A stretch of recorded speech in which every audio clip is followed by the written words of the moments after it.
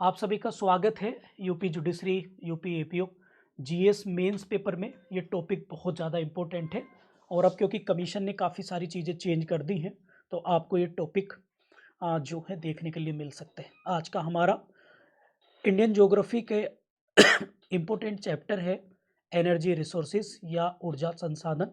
इस पर मेंस में बनने वाले क्वेश्चन आप लोगों से पूछे जा सकते हैं, तो आज हम लोग इसी टॉपिक को डिस्कस करेंगे और मेंस पॉइंट ऑफ व्यू से लिखने की कोशिश करेंगे। सबसे पहले एक इसको जो है हम लोग क्या कर लेते हैं, इसको तैयार कर लेते हैं, मतलब एक सिनॉप्सिस के फॉर्मेट में हम लोग कर लेते हैं तैयार। ठीक है, तो भारत में एनर्जी रिसोर्सेज की बात करें तो इसका एक डायग्राम हम लोग बनाएंगे पहले, ताकि हम लोग अपने क्वेश्चन को फ्रेम कर सकें। मतलब पहले हम क्वेश्चन को क्या कर सकें, फ्रेम कर सकें कि क्वेश्चन है क्या हमारा। इसको मैं हिंदी और इंग्लिश दोनों में बनाऊंगा, तो आप लोगों को कोई दिक्कत, ज़्यादा बड़ी दिक्कत जो है वो नहीं आने वाली है। सबसे पहले जो एनर्जी रिसोर्सेज होते हैं वो दो तरीके के होते हैं। नंबर एक परंपरागत, नंबर एक परंपरागत एनर्जी सोर्सेज, परंपरागत ऊर्जा संसाधन, ऊर्जा संसाधन। इसको इंग्लिश में बोलते हैं हम लोग कॉन्वेंशनल एनर्जी रिसोर्सेज, या इसको बोलते हैं, दूसरा भी लिख देंगे, नॉन रिन्यूएबल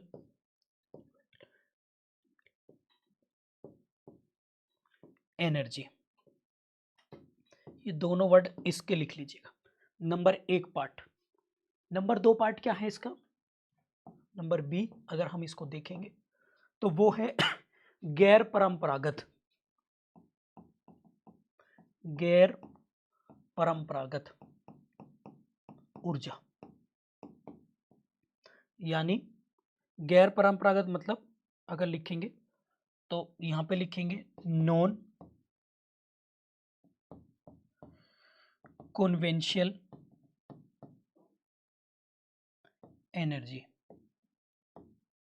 या इसका दूसरा नाम लिखेंगे रिन्यूएबल एनर्जी। ठीक है, मतलब ये इसके दो पार्ट हो गए। अभी मैं बताऊंगा आपको कि what is the meaning of energy resources. पहले एक डायग्राम डेवलप कर लेते हैं और फिर इसको डिटेल में देखेंगे। इसके जो एग्जाम्पल हैं प्यारे बच्चों, इसके जो एग्जाम्पल हैं, जो हम लोग इसके एग्जाम्पल पढ़ेंगे, और इसके एग्जाम्पल जो आप लोगों के मेंस एग्जाम में इंडिविजुअल शॉर्ट नोट्स लिखने के लिए भी आ सकते हैं। इसके क्या क्या होंगे, जैसे कोयला, कोयला मतलब कोल,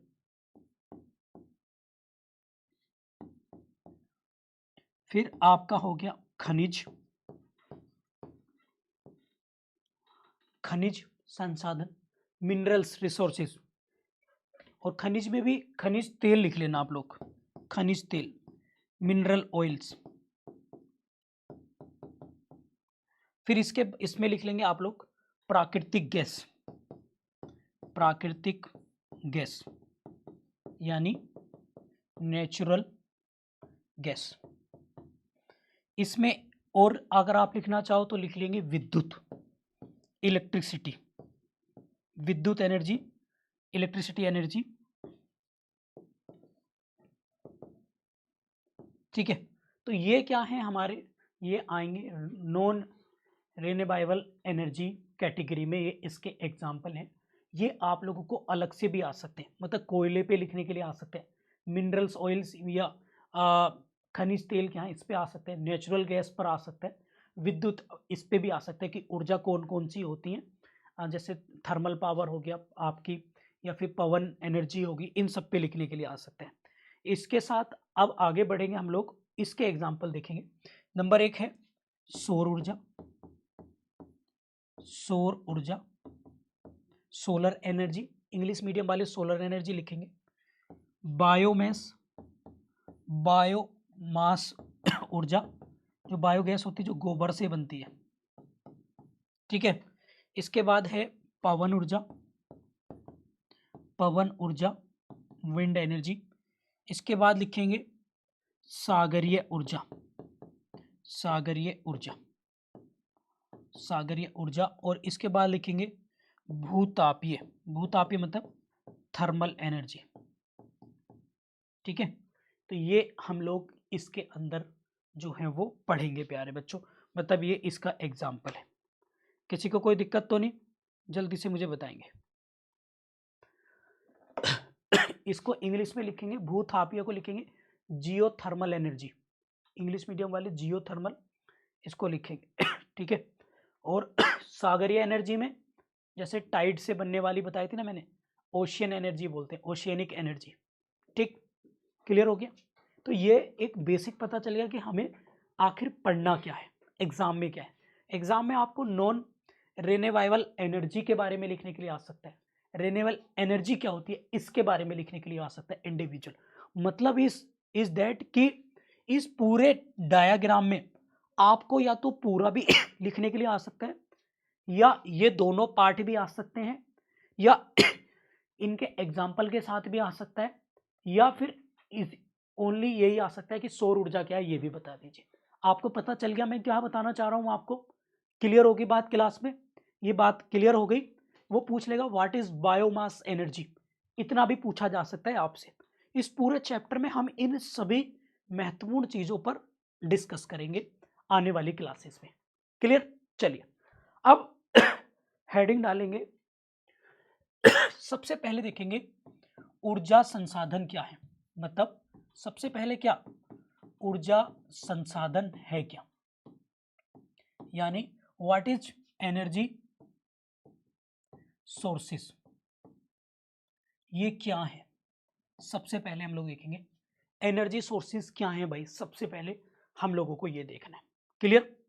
अब एनर्जी सोर्सेस की अगर हम बात करें तो एग्जाम्पल के तौर पे अगर हम देखें तो एनर्जी सोर्सेस, पहले तो मैं ओरल बता देता हूँ। ओरल मतलब जैसे नॉर्मल अगर आपसे पूछे, जैसे हमारा बॉडी है, हमारा शरीर है, तो इसके एनर्जी सोर्सेस क्या होंगे। मतलब यदि हमें हेल्थ रहना है, अच्छा रहना है, तो हमें ऊर्जा की जरूरत पड़ेगी, एनर्जी की जरूरत पड़ेगी, तभी तो हम अच्छी इफिशियंसी से, गुड इफिशियंसी से वर्क कर पाएंगे। तो ऐसे में हमें अच्छे फ्रूट्स, अच्छा फूड, मिल्क्स या फिर प्रोटीन्स हमें लेनी पड़ेगी ताकि हम अच्छे से काम कर पाएं। ऐसे ही इस क्वेश्चन को हम लोग किस कॉन्टेस्ट में पढ़ रहे हैं, किसी भी देश के कॉन्टेस्ट में, यानी हमारे देश में ऊर्जा एनर्जी रिसोर्सेज कितने हैं, कैसे कैसे हैं, और ये डिसाइड करते हैं उस देश की इकोनॉमी को। तो सबसे पहले मैं आपको बता दूं, ऊर्जा रिसोर्सेज जो एनर्जी रिसोर्सेज हैं वो दो तरीके के हो सकते हैं, जो मैं पहले भी लिख चुका हूं, यानी रेनेबल और आपके जो नॉन रेनेबल होते हैं। ऐसे में अगर हम बात करें, इसके अलावा भी इन रिसोर्सेज, ये रिसोर्सेज डिपेंड करता है कि रिसोर्सेज मेड बाय ह्यूमन है या मेड बाय नेचर है।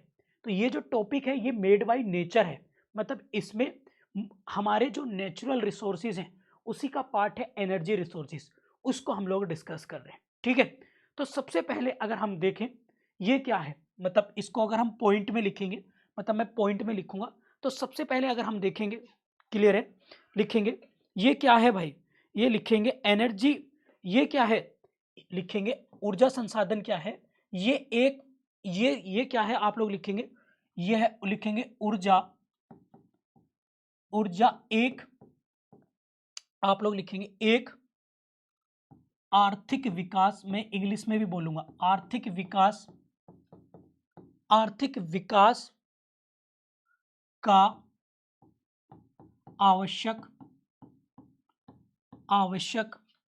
निवेश है, निवेश है।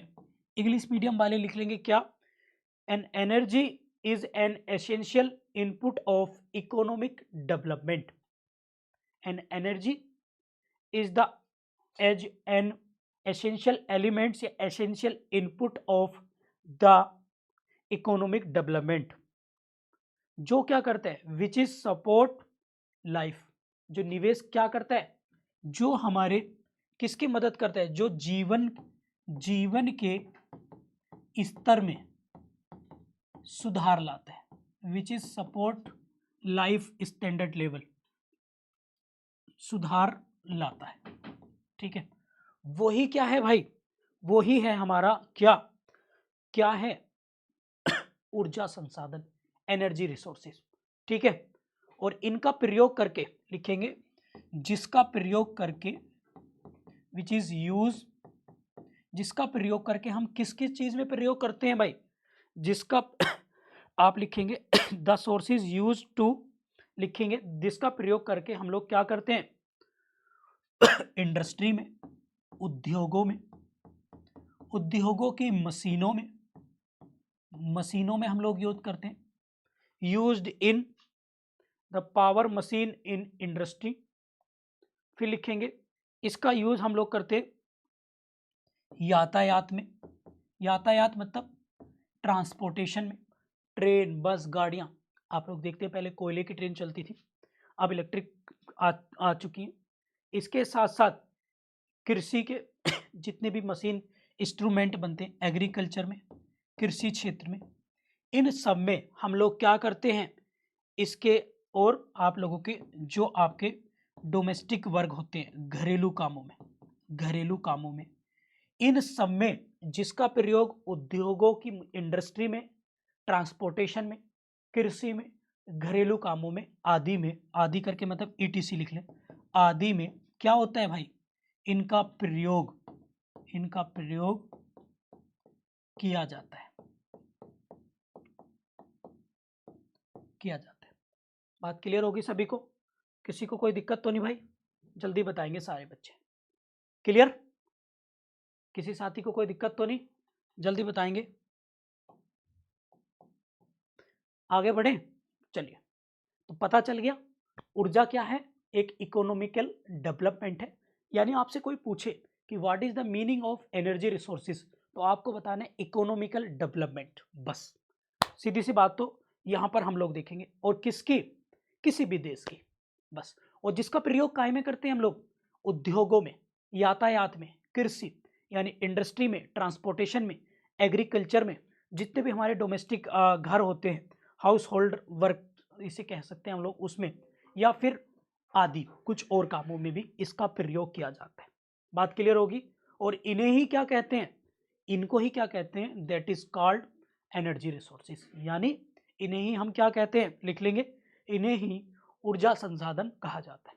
बात क्लियर हो गया सभी को, जल्दी से मुझे बताएंगे सारे बच्चे, क्लियर हो गया सभी को, हाँ या ना में जवाब देंगे।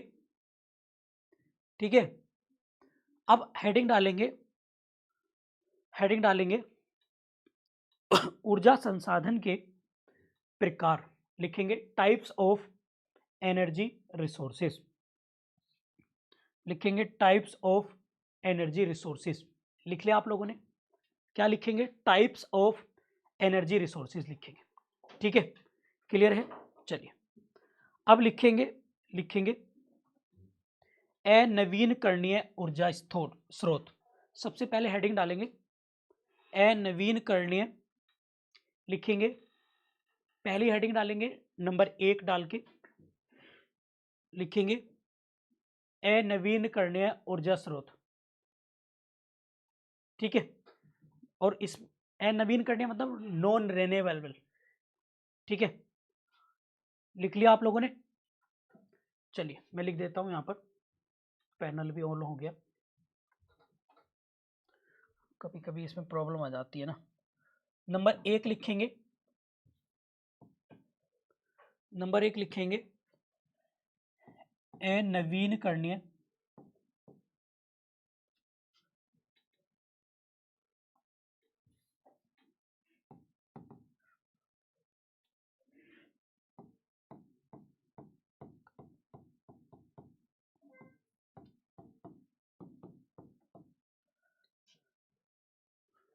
इस पे लिखेंगे नॉन रिन्यूएबल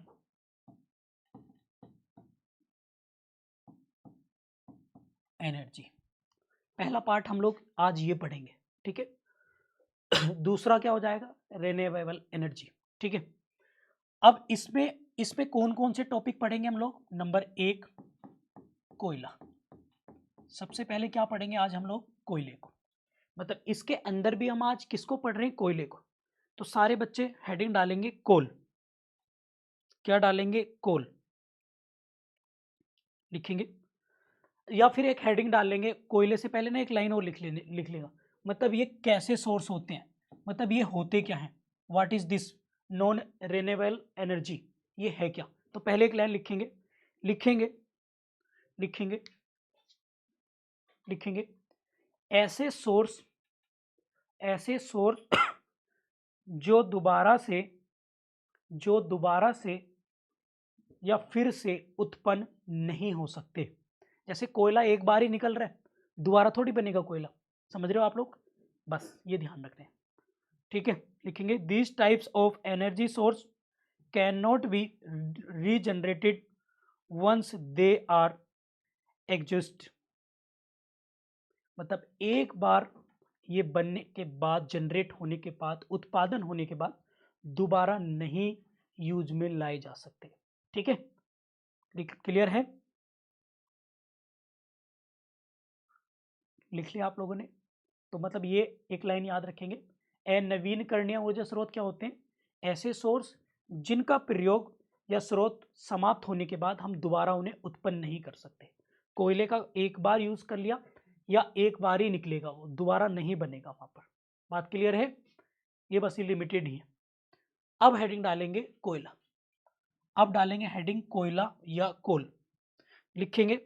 और कोल को जो है ना, मैं क्योंकि ज्योग्राफी प्रीलिम्स में भी कराया था, तो ये प्री पॉइंट ऑफ व्यू से लिखेंगे, मतलब छोटा छोटा लिखेंगे इसको, मतलब सीधा सीधा पॉइंट में बना के लिखेंगे सारे बच्चे।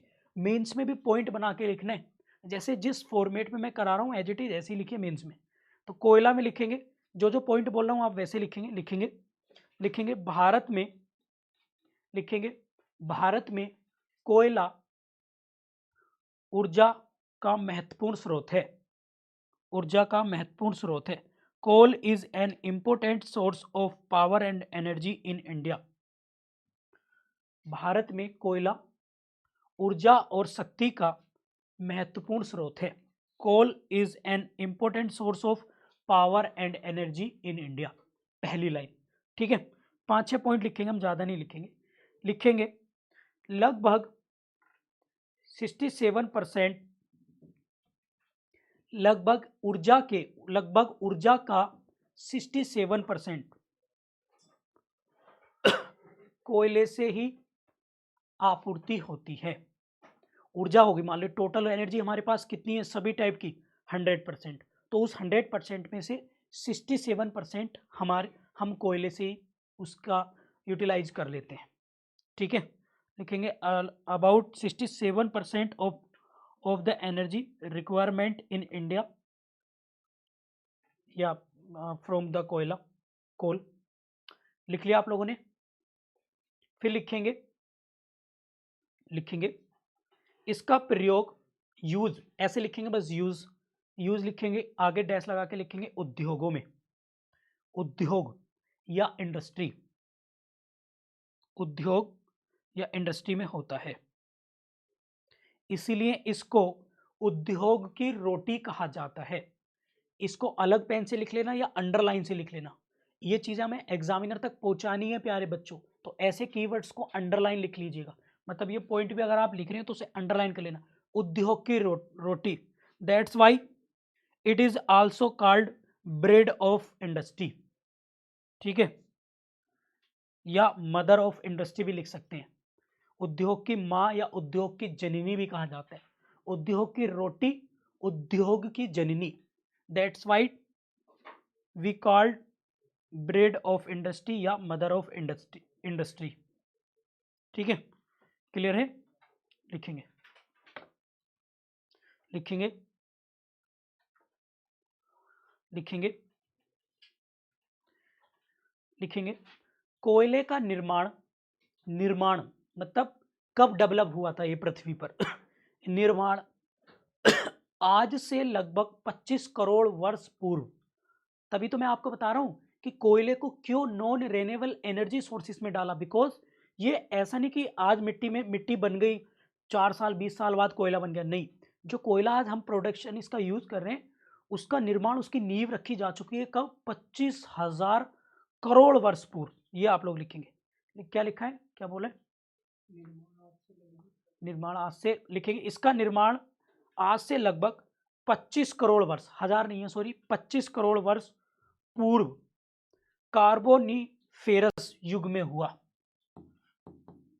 कार्बोनीफेरस युग या इरा या एज लिख लेंगे, इंग्लिश मीडियम वाले एज लिख लेंगे। कार्बोनीफेरस इरा या एज में हुआ था। ठीक है, लिखेंगे लिखेंगे लिखेंगे कोयला मुख्यतः, ऐसे लिखेंगे, कोयला मुख्यतः वनस्पति का परिवर्तित रूप है। लिखेंगे the coal mainly is transformed from the vegetation, English और हिंदी मीडियम वाले किसी साथी को दिक्कत तो नहीं आ रही भाई? बताइए। लोग, आप लोग कह रहे थे ना टारगेट फॉर IQ भैया इंग्लिश में नहीं होता कुछ भी, हिंदी मीडियम वालों का ही है। अब बताइए किसी को दिक्कत तो नहीं आ रही? मैंने आपको बताया कि ज्योग्राफी में 15 से 20 टॉपिक पढ़ाऊंगा आपको। एक टॉपिक ये है, वो 15 से 20 टॉपिक चाहे आप यूपी एपीओ दिया ना, यूपी जुडिशरी दिया ना, या यूपी PCS ज्योग्राफी में, उसी से टॉपिक क्वेश्चन बनने हैं आपके। ठीक है, बस ध्यान रख लेना इस बात को। ठीक है, लिखेंगे जो मुख्यतः वनस्पति का परावर्तित रूप है। लिखेंगे विच इज मेनली या coal mainly is transform from the vegetation. ठीक है भाई, समझ में आ गया? क्लियर है? अब हेडिंग डालेंगे टाइप्स ऑफ कोल, कोयले के प्रकार। अब हमने पहले तो जान लिया, पहले हमने क्या जाना, देखो इसके भी सिनॉप्सिस बना लो। पहले तो हमने क्या जाना, पहले तो हमने जाना कि ये क्या है, इसके फीचर्स जाने। अब हम क्या जाने, इसके प्रकार, यानी भाई इसके टाइप देखेंगे हम लोग। अभी इसका महत्व और बेसिक फैक्ट हमने देख लिया, अब टाइप्स लिखिए इसके। तो टाइप लिखिए, नंबर 1 लिखेंगे, नंबर 1 एंथ्रेसाइट, नंबर 1 लिखेंगे एंथ्रेसाइट। हाँ, हेडिंग डालिए एंथ्रेसाइट, छोटा छोटा 2-2 3-3 लाइनें लिखूंगा इसकी भी। लिखेंगे anthracite, anthracite. Number 2 bituminous, number 2 bituminous. English notes English में ही मिलेंगे भाई। सानिया कह रही है सर नोट्स, इसे मैं ज्योग्राफी को लिख रहा हूँ ना, पूरा कंपाइलेशन एक बार ही दे दूंगा, 30-35 पेज का बनेगा बस पूरी ज्योग्राफी का, और ये जुडिशरी के लिए रामबाण होगा। ऐसे ही मैं आपके जुडिशरी में आप लोगों को पता नहीं मैं क्या कर रहा हूँ, धीरे धीरे सारी प्लानिंग से कर रहा हूँ काम।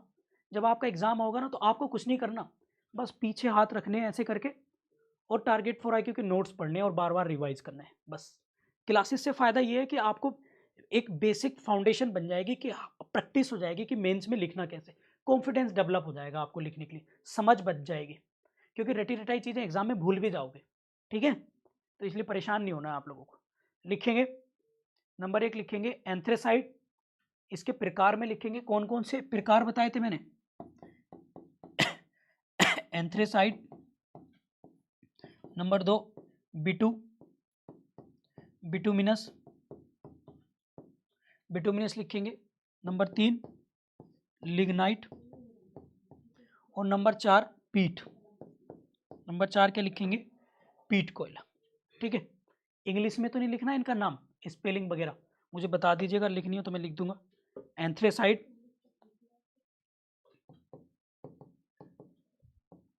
एंथ्रेसाइट, बिटुमिनस, और आप लोगों का लिग्नाइट,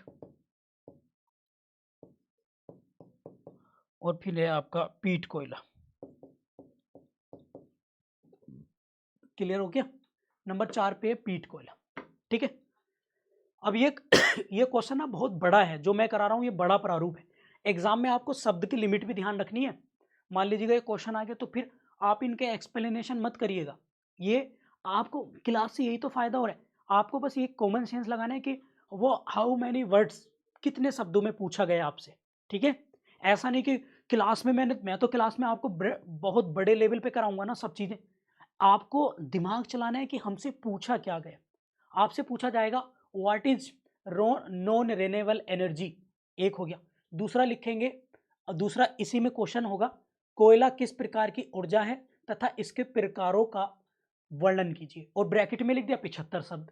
अब आप एक बात बताओ, 75 शब्दों में तो आप इनका डिटेल एक्सप्लेनेशन नहीं कर सकते ना, तो आपको क्वेश्चन पढ़ते समय ध्यान रखना है कि कितने शब्दों में हमसे पूछा गया। मान लीजिएगा 200 शब्दों में पूछ लिया, 200 वर्ड्स में, तो डिटेल से लिखिए। अब आपसे क्वेश्चन आया केवल इतना, कोयला क्या है बस आपसे पूछा व्हाट इज कोयला और इसके प्रकार लिखिए, तो आपने यहाँ, फिर आप यहाँ से आंसर स्टार्ट करेंगे। ठीक है, जो मैंने अभी आपको फीचर्स लिखवाए हैं वो और इसके टाइप्स लिखेंगे। अब एक एक दो दो तीन तीन लाइनें बस इसके बारे में लिखेंगे। सबसे पहले हेडिंग डालेंगे एंथ्रेसाइड सबसे पहले हेडिंग डालेंगे एंथ्रेसाइड। मैं तो आगे लिख दे रहा हूं, आप लोग लिखेंगे बेस्ट क्वालिटी का, this is the better quality of coal, लिखेंगे यह सर्वोत्तम कोटि का कोयला है, नंबर 1। नंबर 2, कार्बन, कार्बन इसमें है 40 to 55%, नहीं, हाँ लिखेंगे, बेटर नहीं बेस्ट क्वालिटी लिखेंगे, बेटर वर्ड गलत हो जाएगा, बेस्ट क्वालिटी का लिखेंगे, ठीक है, इंग्लिश मीडियम वाले। और नंबर 2 लिखेंगे कार्बन की मात्रा कितनी है, the amount of carbon is about 55 to sorry 80 to 95%। इसमें कार्बन की मात्रा लिख लेंगे आप लोग, 80 to 95% कार्बन की मात्रा होती है। एक्चुअल में ये मैं बता दूं आप लोगों को, कोयला भी एक कार्बन का टाइप होता है, कार्बन का अपरूपक बोलते हैं इसको। और कार्बन के कितने अपरूपक होते हैं, कोयला, हीरा, एंथ्रेसाइड, वो ग्रेफाइट, ठीक है, ये 3 आप लोगों को याद रखना है। तो ये कार्बन के ही टाइप्स होते हैं। तो कोयला किसका, कार्बन, कार्बन जनरल भाषा में आप कार्बन को एनर्जी मान लीजिएगा भाई, ठीक है। चलिए आगे लिखेंगे नंबर 3, इस पे एंथ्रेसाइड पे लिखेंगे यह कोयला भारत में मुख्यतः जम्मू कश्मीर में पाया जाता है, जम्मू कश्मीर, लिखिए, लिखेंगे, बस 3 बातें लिखनी थी। आगे लिखेंगे बिटुमिनस, आगे हेडिंग लिखेंगे बिटुमिनस, ये वाली आप लोग हेडिंग डाल लेना, मैं इस तरह से आगे लिख लेना, बिटुमिनस, बिटुमिनस पे लिखेंगे ये कुछ बेटर क्वालिटी का है, मतलब कुछ रिलेटिवली गुड क्वालिटी का, मतलब बेस्ट तो नहीं बट कुछ गुड लिख लेंगे। कार्बन की मात्रा 55 to 80, इसमें 55 to 80% होती है, ठीक है, लिखेंगे इसका प्रयोग यूज 55 to 80%, मैंने बोर्ड पे भी लिख दिया है।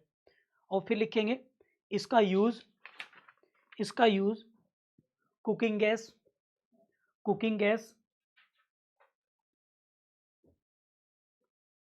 गैस में किया जाता है, बस, ठीक है। आगे लिखेंगे लिग्नाइट, आगे क्या लिखेंगे भाई लिग्नाइट, तो लिग्नाइट के लिख लीजिएगा। अच्छा इसके जो ना राज्य लिख लेंगे, कौन से राज्यों में मिलता है, लिखेंगे झारखंड, उड़ीसा, छत्तीसगढ़। जो आपने लिखा है ना बिटुमिनस, लिखेंगे झारखंड, उड़ीसा, छत्तीसगढ़। और एक नोट डाल के लिखेंगे सारे बच्चे प्लीज, NOTE, नोट डाल के लिखेंगे भारत में सबसे ज्यादा उत्पादन या प्रोडक्शन बिटुमिनस कोयले का होता है, मतलब सेकंड क्वालिटी का, ठीक है। कोयले की कौन सी क्वालिटी है, बेस्ट क्वालिटी कौन सी है, एंथ्रेसाइट, भारत में कम होती है वो, लेकिन भारत में अमाउंट में, क्वांटिटी में बिटुमिनस होता है, ठीक है। Second type of the coal production होता है इंडिया में, सबसे ज्यादा सेकंड क्वालिटी का हमारे यहाँ पर बिटुमिनस मिलता है इंडिया में। तो लिख लेंगे भारत में, क्या बोला था मैंने, भारत में सबसे ज्यादा बिटुमिनस कोयला पाया जाता है या प्रोडक्शन किया जाता है, in India the highly production of bituminous coal, ठीक है, क्लियर। एक ये प्री में भी काम आएंगे आपके और मेंस में भी फ्रेम करवा रहा हूं एक एक चीज, तसल्ली बख्श। 15 से 20 क्लासेस हो जाएंगी, मतलब 25 हो जाएंगी ज्योग्राफी की।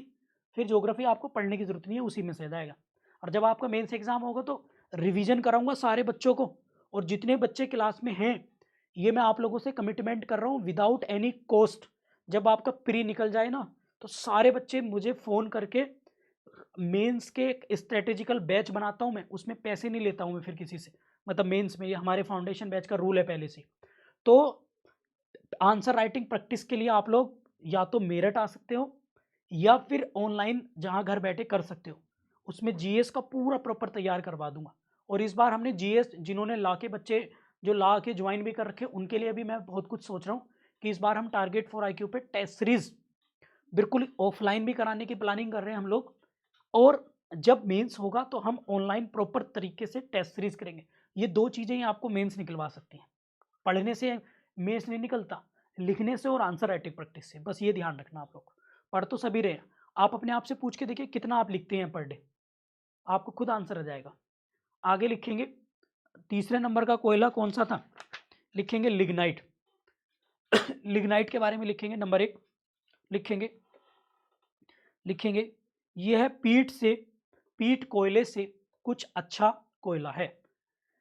लिखेंगे this is the better quality of coal than peat coal. पीट कोल जो 4 नंबर का था ना उससे कुछ अच्छा है। लिखेंगे इसमें कार्बन की मात्रा 40 से 55 होती है, 40 to 55 होती है। लिखेंगे इसे भूरा कोयला भी कहा जाता है, इसे भूरा ब्राउन कोयला भी कहा जाता है। ठीक है भाई, ये लिख लिया आप लोगों ने। लिखेंगे ये कहाँ कहाँ मिलता है, लिखेंगे तमिलनाडु, तमिलनाडु के ब्रैकेट में लिख लेंगे नवेली,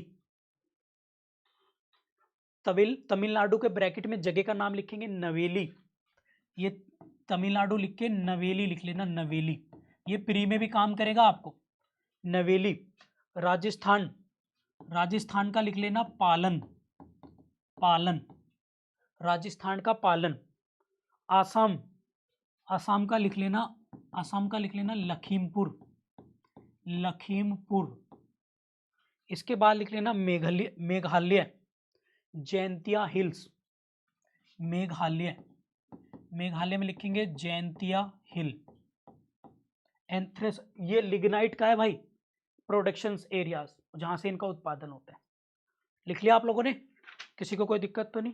चलिए अब नेक्स्ट नंबर 4 लिखेंगे, ये वाला पीट कोयला। इसे तो पीट पीट के इसकी हालत वैसी खराब है, तो ऐसे याद रखो सबसे लो क्वालिटी का है, ये निम्न कोटि का कोयला है। दिस वाज लो ग्रेड कोयला या लो क्वालिटी कोयला, और कार्बन की मात्रा इसमें मैक्सिमम 40 ही होती है, 40 से कम ही होती है। तो कितनी होगी, 40 से कम कार्बन की मात्रा, कार्बन अमाउंट। ठीक है, लिखेंगे इस कोयले में नमी की मात्रा अधिक होती है, ह्यूमिडिटी, गीला होता है, पानी ज्यादा होता है, तो जलेगा कैसे, एनर्जी कैसे उत्पन्न करेगा, तो पानी की मात्रा इसमें सर्वाधिक होती है। पानी की मात्रा सबसे कम किसमें होगी, कौन बताएगा प्रैक्टिकली, सूखा कोयला, और बेस्ट क्वालिटी का कौन सा होगा जो जल्दी से जले, एंथ्रोसाइड। ठीक है, ये भी लिख लेना आप लोग, चाहो तो याद रखना है। लिखेंगे लिखेंगे लिखेंगे लिखेंगे यह कोयले का प्रथम चरण होता है, पीट कोयला the first stage of the coal. ठीक है, बस इतना लिखेंगे। ठीक है भैया, याद हो गया, वेरी गुड, बहुत अच्छा बहुत अच्छा। ठीक है, तो प्यारे बच्चों ये आप लोग याद रख लेना, ये हमारा एक कोयला जो है आज कंप्लीट हो गया है। ठीक है, अब हेडिंग डालेंगे, नेक्स्ट है हमारा खनिज तेल। ठीक है, वैसे तो इसमें बहुत सारे फैक्ट हैं बट वो प्रीलिम्स एग्जाम में काम करेंगे, ऐसे तो फिर दिक्कत हो जाएगी। जैसे स्टेट वाइज पढ़ेंगे कि गोंडवाना लैंड में कौन कौन से कोल क्षेत्र हैं, टर्सरी कोल क्षेत्र कौन कौन से हैं, तो वो बियॉन्ड द टॉपिक चले जाएंगे, तो उनको हम छोड़ दे रहे हैं। स्टेट वाइज जैसे छत्तीसगढ़, उड़ीसा, झारखंड को पढ़ना है तो वो भी हम छोड़ दे रहे हैं, वो मैं प्री में पढ़ाऊंगा आप लोगों को। ठीक है, अब हेडिंग डालेंगे खनिज तेल, ठीक है। क्या डालेंगे? खनिज तेल, मिनरल्स ऑयल, ठीक है। तो आप लोग बताइए मुझे कैसी लगी आप लोगों को ये क्लास, मतलब मेंस का। इसी तरीके से सारे टॉपिक्स में आप लोगों को कराऊंगा। खनिज तेल है क्या, इसका यूजेस क्या है। कोयले का यूज तो आपको पता चल गया होगा ना, एनर्जी के रूप में। खनिज तेल जो मिनरल्स ऑयल से, इसका भी हम लोग देखेंगे। और ये भी ऊर्जा का एक महत्वपूर्ण सोर्सेज है जो मैं आप लोगों को बता रहा हूँ। और मुख्यतः कहाँ मिलता है? समुद्री चट्टानों में। कहाँ पर भैया? समुद्री चट्टानों में। तो ये आप लोग जो है इसको जो है याद रखेंगे। चलिए लिखेंगे, इसको अभी हेडिंग डालेंगे खनिज तेल। नंबर 2, नंबर 1 क्या करा हमने? कोयला। नंबर 2 क्या है हमारा अब टॉपिक? वो है क्या? Minerals oils. क्या है? मिनरल्स ऑयल्स यानी खनिज तेल। इसको कराऊं या फिर अगली क्लास में कराऊं, बताइए, जल्दी बताइए, जल्दी बताएंगे सारे बच्चे। मिनरल्स ऑयल, ठीक है। तो ये एक टॉपिक हम लोगों ने कर दिया है आप लोगों का कंप्लीट। इसको कराएंगे नेक्स्ट क्लास में, ठीक है। उम्मीद करता हूँ आप लोगों को पसंद आया होगा, समझ में एक चीज़ आ रही होगी मेंस के पॉइंट ऑफ व्यू से। ऑल तो थोड़ी तबीयत ऐसी चल रही है मेरी।